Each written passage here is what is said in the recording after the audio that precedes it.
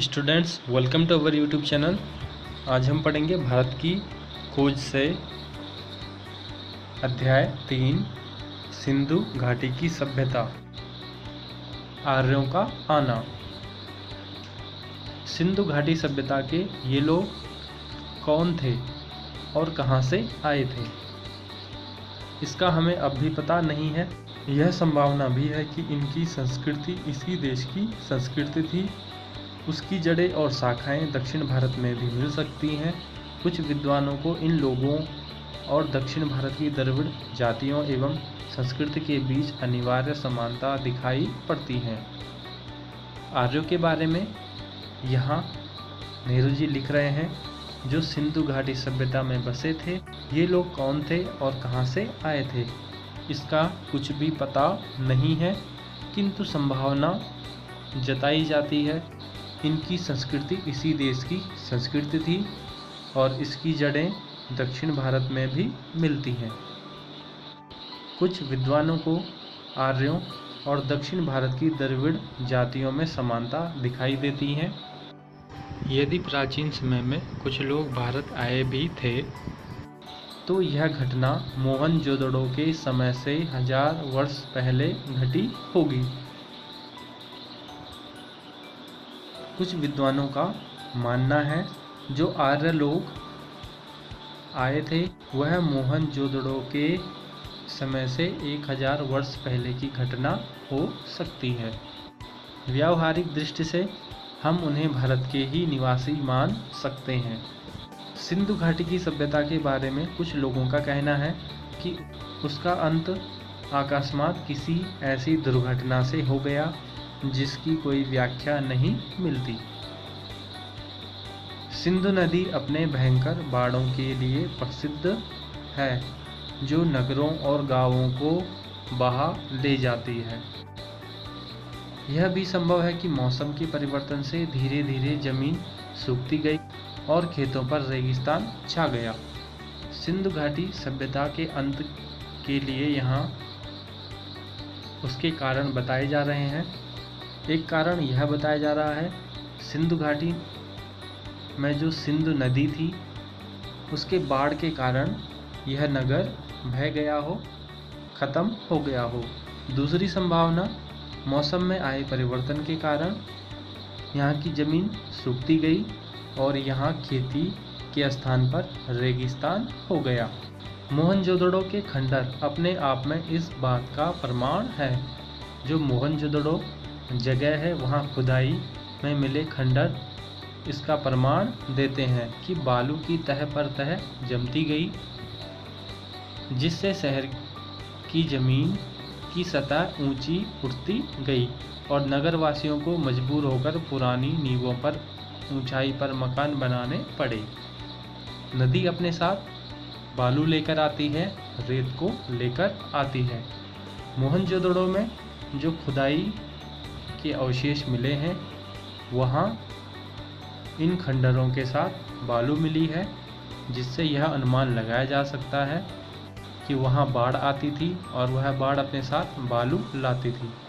खुदाई में निकले कुछ मकान 2 या 3 मंजिले जान पड़ते हैं और जब मोहनजोदड़ो की खुदाई की गई तो वहाँ मकान 2-3 मंजिला मिले हैं। वे इस बात का सबूत है कि सतह के ऊंचे उठने के कारण समय समय पर उनकी दीवारें भी ऊंची उठाई गई हैं।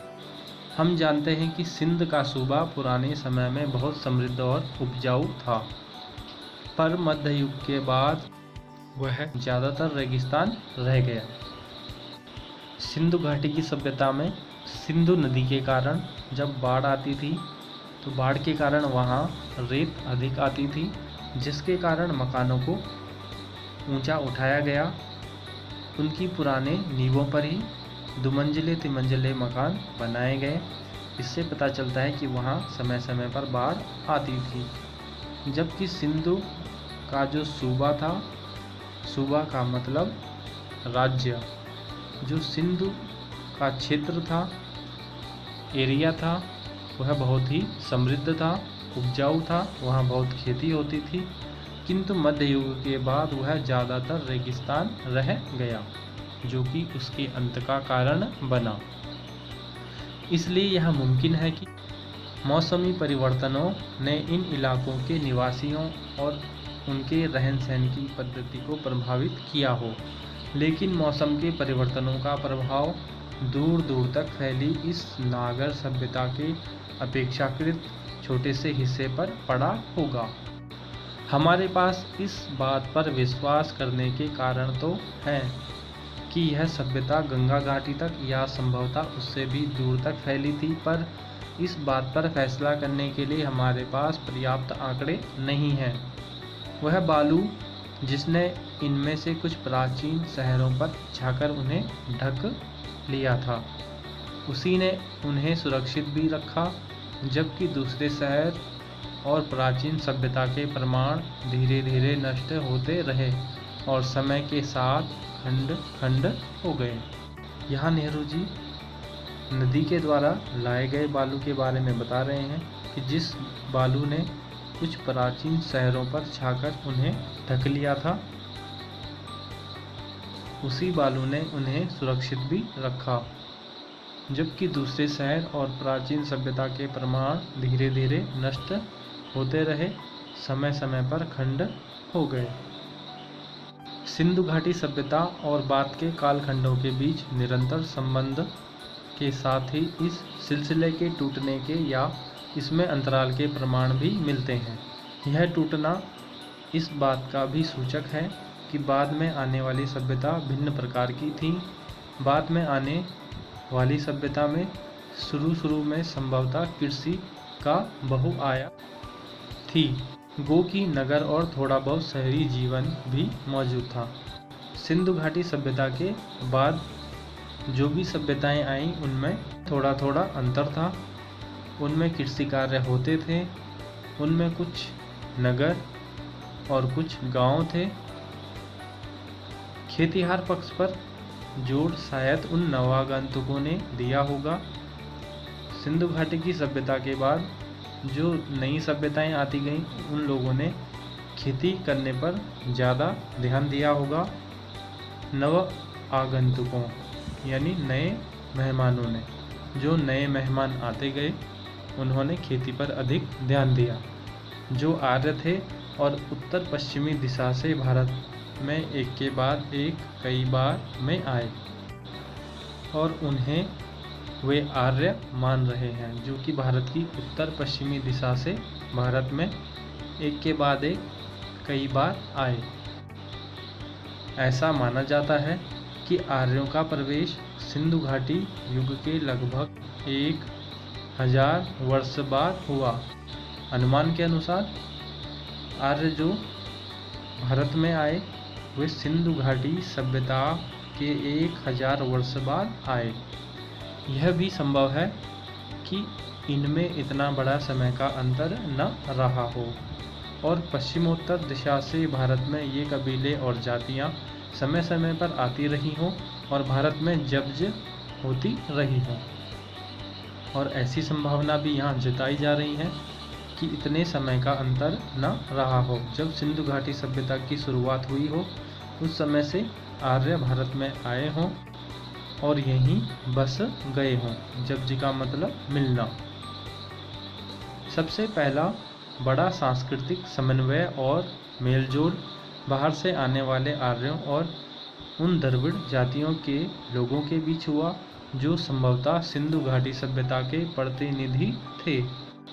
सिंधु घाटी सभ्यता के आसपास या सिंधु घाटी सभ्यता से पहले जो आर्य मध्य एशिया से सिंधु घाटी में आए, उनका और दक्षिण भारत की द्रविड़ जातियों का समन्वय हुआ, मेलजोल हुआ, जो भारत की सांस्कृतिक समन्वय का सबसे बड़ा उदाहरण है।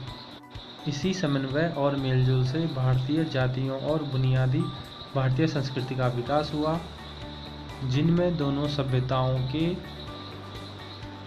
तत्व साफ दिखाई पड़ते हैं। बाद के युगों में और भी बहुत सी जातियां आईं, सबने अपना प्रभाव डाला और फिर यहीं घुल मिल रह गए। बहुत से विद्वानों के अनुसार आर्य मध्य एशिया से भारत में आए और उनके आने का समय सिंधु घाटी की सभ्यता के आरंभ या उससे बाद का माना जाता है। और उनके आने के बाद दक्षिण भारत के द्रविड़ जातियों से उनका जो समन्वय हुआ वह भारत की सांस्कृतिक समन्वय का एक बड़ा उदाहरण है। और कुछ विद्वान आर्य जातियों को भारत का ही मूल निवासी मानते हैं। और आर्यों के बाद जितनी भी जातियां आईं, समय समय पर जितने भी बाहरी लोग आए वह अपना प्रभाव डालते गए और फिर यहीं घुल मिल गए। इस वीडियो में इतना ही। यह वीडियो आपको कैसा लगा हमें ज़रूर बताएं। इस वीडियो को लाइक करें, शेयर करें और यदि आप अभी तक हमसे नहीं जुड़े हैं तो हमसे जुड़ने के लिए हमारे चैनल को सब्सक्राइब ज़रूर करें। मिलते हैं अगली वीडियो के साथ। हमसे जुड़ने और वीडियो देखने के लिए बहुत बहुत धन्यवाद।